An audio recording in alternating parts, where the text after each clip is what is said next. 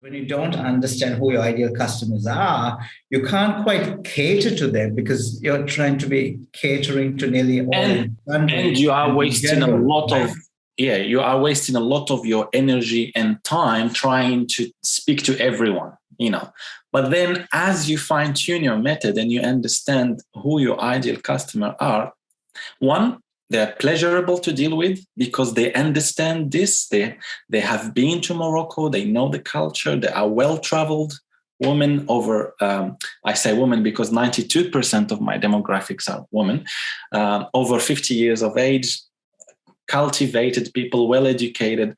And once you know that through a lot of observations, then you just have to put all your energy there and stick to that. Because I had that impression that speaking to everyone will lead to many, many sales. That was my initial understanding.